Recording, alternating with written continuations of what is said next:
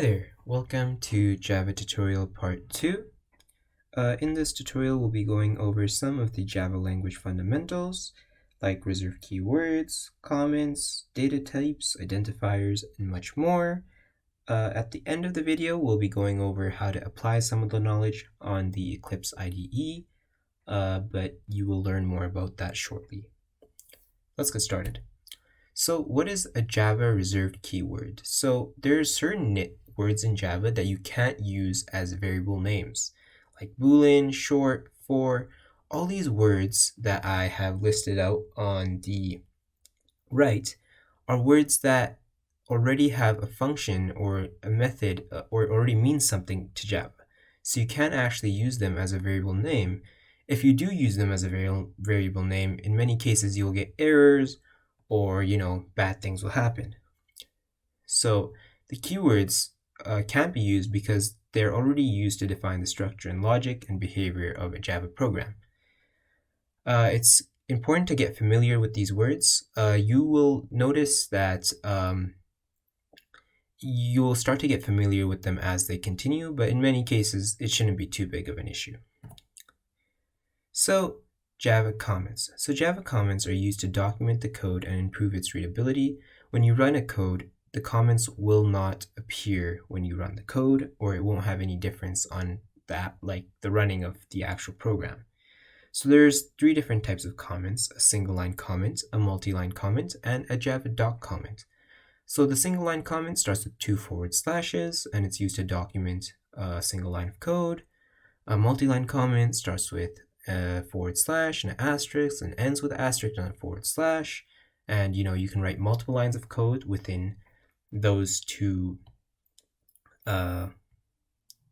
brackets. Java doc comments are basically, Java doc is basically, we'll get into what really Java doc is in later lessons, but it's basically a documentation generator in HTML for your program. But we'll get into more details with that shortly. But all you need to know for now is Java doc comments start with a forward slash and 2 asterisks and end with an asterisk and a forward slash. And it's used to generate API documentation for Java classes, methods, and fields. So what are primitive data types? Primitive data types are used to store simple values such as numbers, characters, and Boolean values in Java.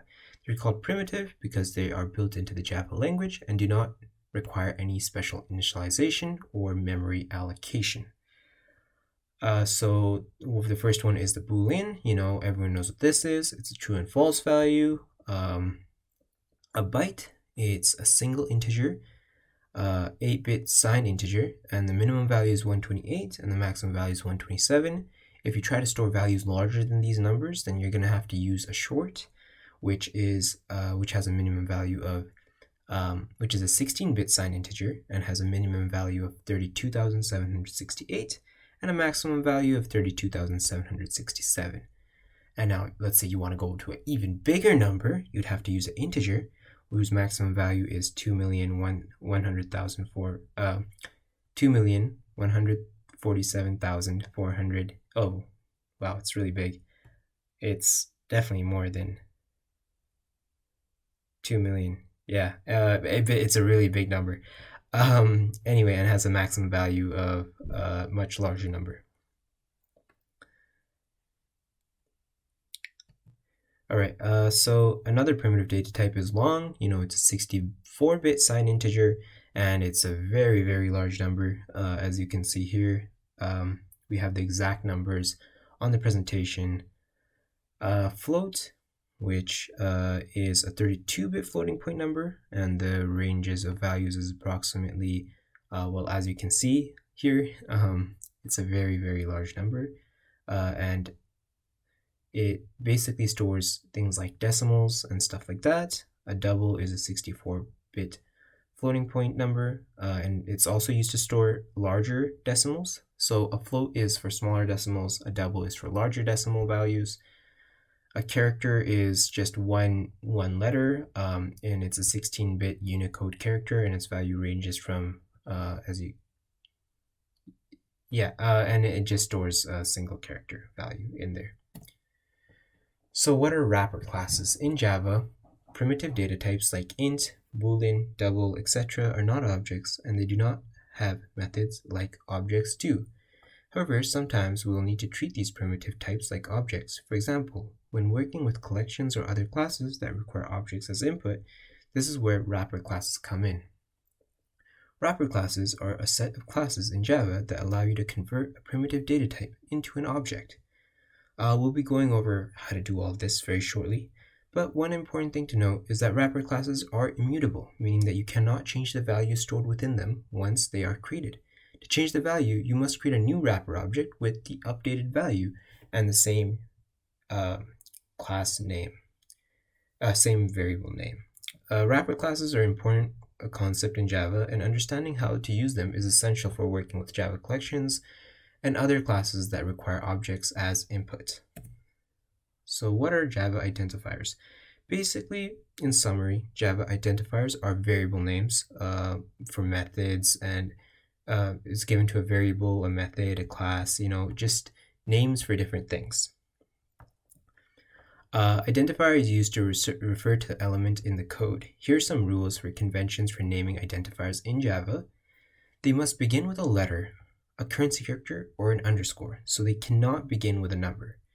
After the first character, identifiers can contain any combination of letters, numbers, and currency characters or underscores. Identifiers are case sensitive, so if you have one with a capital and one without a capital, they are not the same, as you can see here. Java keywords cannot be used as identifiers. For example, if and else, while class, as we went over, the reserved keywords in the beginning of the presentation. Identifiers should be meaningful and descriptive. And camel case, there's different types of ways you can really name conventions, but the preferred one for Java is usually camel case or snake case. What the one we use currently is camel case, in which case the first letter of every single word will be uppercase. So identifiers in Java. Here we have a couple examples of valid identifiers and invalid identifiers. The first age here is valid because it starts with a letter. Price here is also valid because it starts with an underscore. First name here is valid because it starts with a letter. Total is valid. My variable is valid. Here, we have one that begins with a number, so it is invalid. Here, while is a reserved keyword used for while loops, so that one is not invalid. You can't have spaces inside of your identifiers, so this one would be invalid. The hashtag this begins with a special character, which you cannot start with, except for the $sign value. And then my variable, you can really use this as a variable, but this would not be following the camel case convention. It's important to follow these rules and conventions when naming identifiers in Java to make your code more readable, maintainable, and understandable for future developers. In Java, a string is a bunch of letters or other characters grouped together.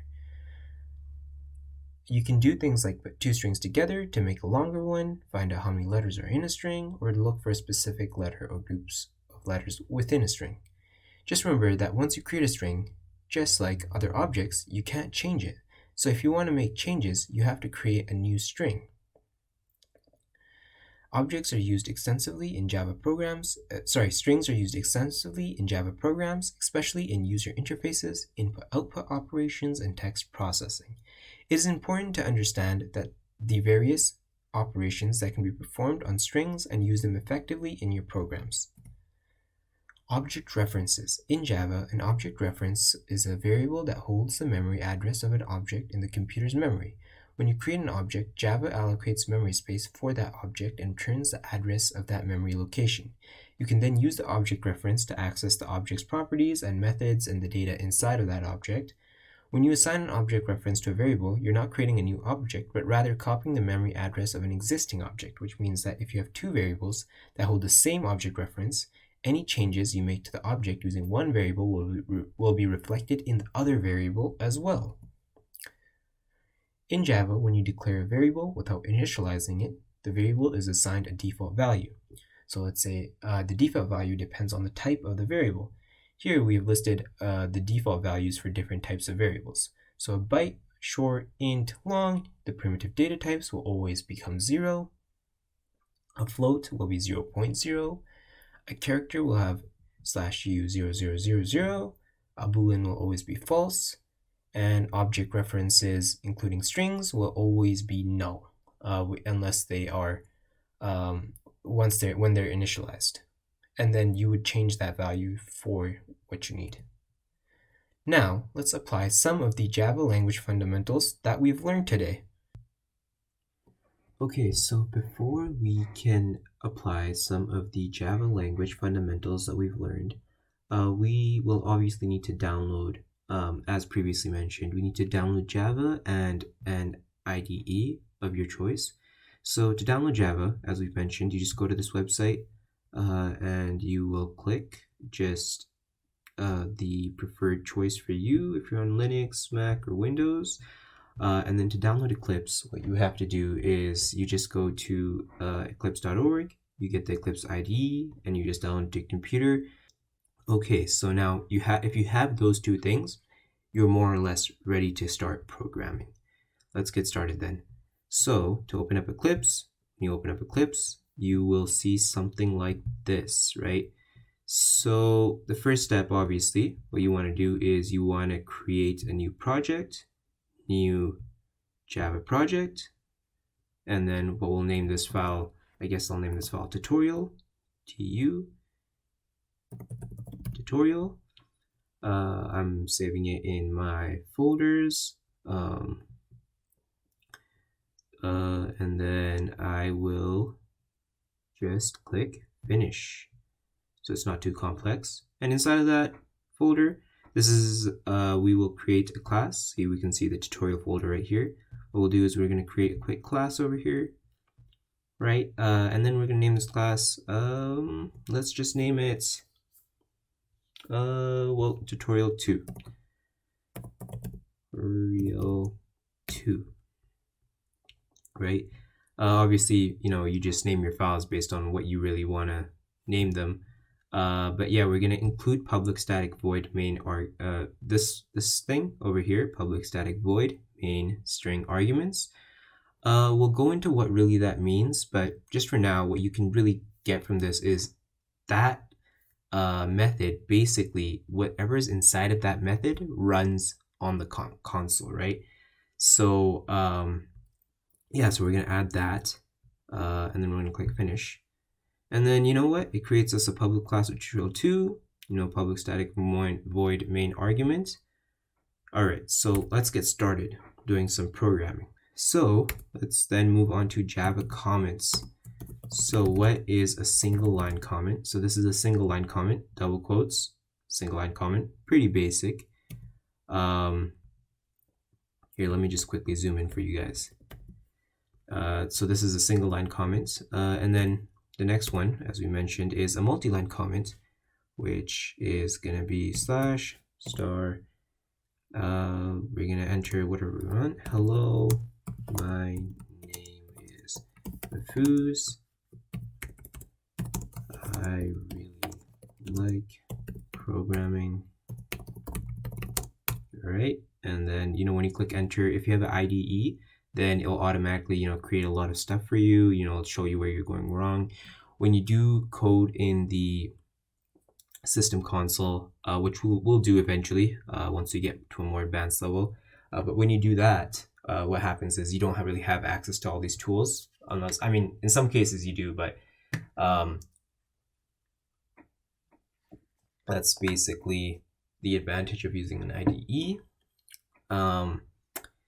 Yeah, anyway, so you can create more comments here. So Google is really cool. I hope to learn lot. There we go. So, and this is a double multi-line comment. Okay, so that's a multi-line comment.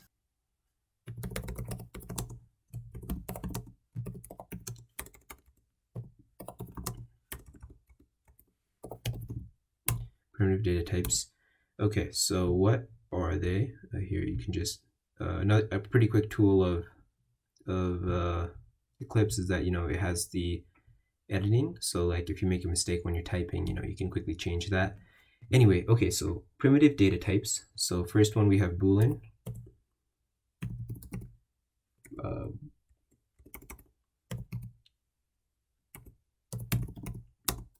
Boolean, which is either a true or false value. So let's just say Boolean x is equal to true. True. All right, I want to create, so what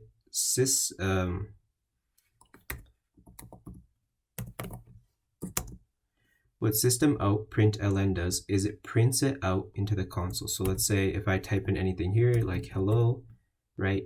What it does is when I run the code, it will print out hello. So I mean, we'll go over more detail what this all does, and like output functions and stuff like that, and output stuff. But for now, yeah, this is pretty basic. When you type system.out println, it'll print out whatever you type in inside the quotation marks. If you have experience with other programming languages, it's more similar, like more or less pretty similar. So yeah, so now if we just take this, replace this hello with an X, we can print out true. Cool. Okay. Now let's try the next one, byte. So what is a byte? Byte is the 8-bit signed integer, and the minimum value is a 128. Okay, let's just enter a value. So the minimum value, let's just click here. The min is negative 128, and the max is 127. So let's say we enter like 54 here, right? But we have to call this y. Let's print out y, and let's run it. 54. Cool. All right, now, but let's say we go out of this like zone, like the minimum and maximum value. Let's call this 1000, right? What happens is when you run it, let's check it out. Look, cannot convert from int to byte, right? So 1000 would have to be an integer because it's much bigger and it uses much more space than what a byte does, right? Obviously, right now it's not very useful, but when you're working with large sets of data, it's very useful to control the amount of space that each value or data type really takes, because you have a limited amount of space on a computer. And it helps with running code quite a bit faster. Anyway, so that's what a byte is. Short G is equal to minimum value of, let's create this 100. Short has a minimum value. The min is negative 32,687. No, actually, negative 30,768. 768, and the max is 32,767. Okay. Let's output, I guess. Let's go 4,000. And then here. Boom. Okay, and now when we print out G, we should not be getting an error. And exactly, that's exactly correct. But yeah, so this is more or less, and then, you know, you have the last one, which is an int J, which is equal to, I guess we can put, int's a really, really big number, so we can go up to like quite large.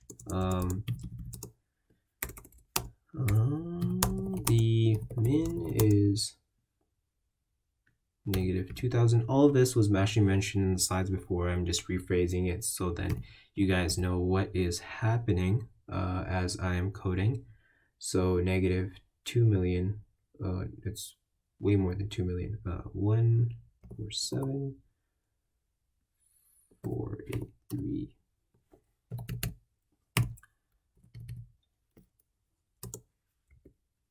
comma.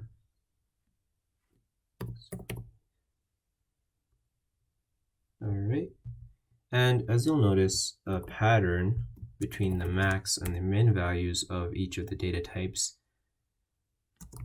is that the max is basically the exact opposite but one less, right? So let's say the negative is this much, you know, the max would be take off the negative sign and subtract 1, and then there we go. You know, you have the max value from the min value. So that's kind of the pattern of how the data types work. And now let's move on to the next thing that we learned. So basically, we'll just go over what identifiers exactly are. So identifiers are variable names. So let's say int. Let's create a quick, really small program. As we mentioned just a while ago, to print out any piece of code inside of the console, what we'll do is we'll put it inside of this thing, this output function method, and then here we will create a variable, an identifier called int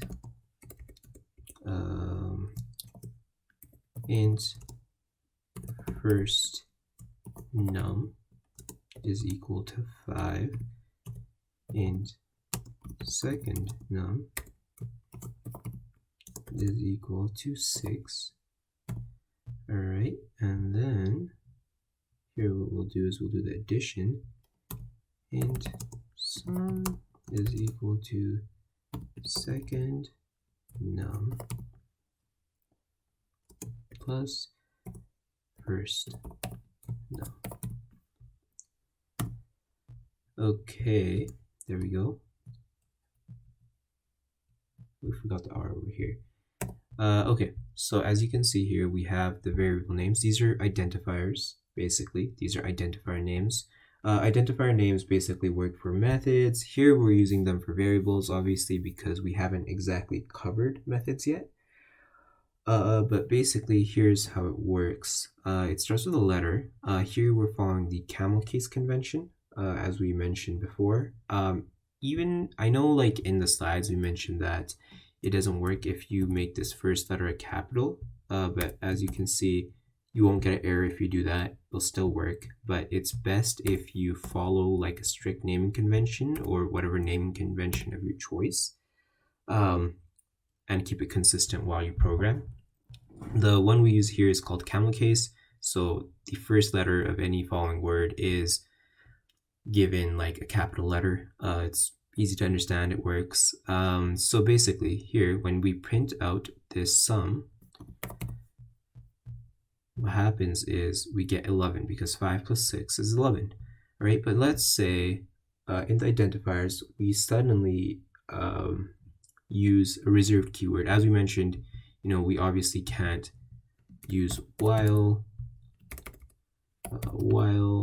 right? And then here we're going to use while, right? And then when we run it, like, look what happens. See, you can't use while as a variable name, right? But yeah, let's switch back to first num. Great, perfect. Now it's working again.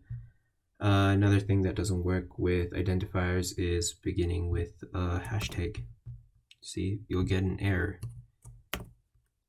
And here we get this error right here, invalid character. And then when you try to run it, you know, it doesn't work, right? Because it's invalid character. You can't have spaces inside of these. So we'll switch back. Spaces inside, and then we'll run it. Look at that, it doesn't work. But if we delete the space, it should be working just fine. There we go, 11. Perfect, so now we have covered identifiers. Okay, so another thing that you should know is what is a string. So a string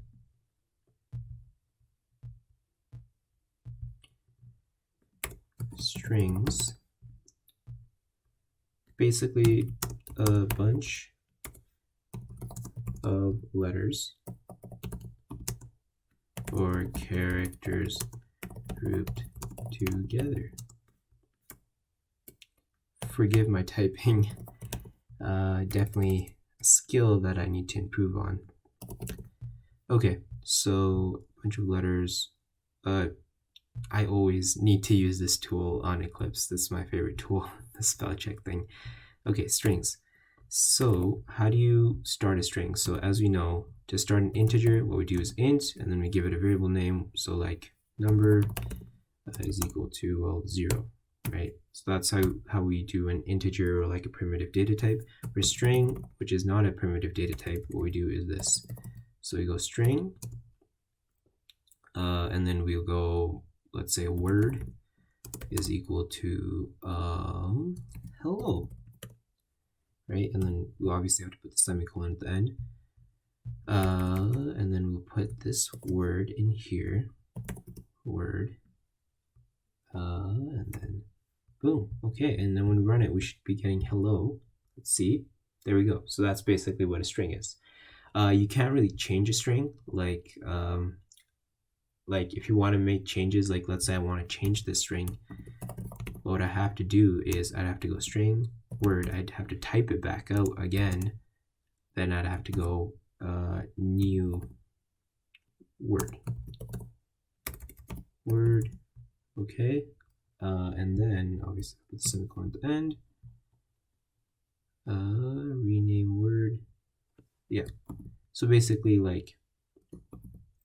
it's difficult to change. Like you have to create a new string. Like if you want to make changes to this function. So new word, and then if I run word again, okay, that's not working. Word, okay. See, so basically, like if I want to make changes to this, I have to literally just pull out word and then make a new word and then print it out, back out again. Okay, so now we've covered strings. Okay, so that concludes our lesson for today. Before I let you guys go, I just wanted to go over what do I cover in the next video. So we cover some more Java language fundamentals, which include default initializations, statements, assignment statements, expressions, logical operators, operators like arithmetic, compound assignment, increment, decrement, relational, logical, and bitwise. These are especially useful for math and stuff like that using Java.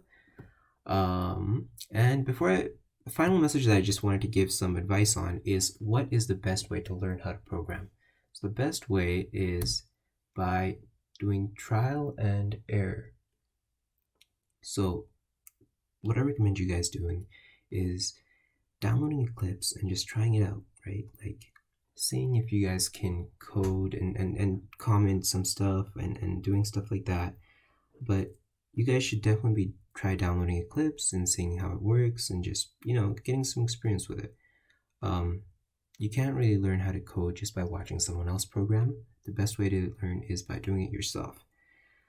And yeah, that is the end of my part 2 of Java. Hopefully you guys noticed the quality is hopefully improving over time. I'm just trying to get more used to recording videos and stuff like that. And I'd love to get some more advice and feedback on what you guys want to see or what more information you guys would like. Thank you.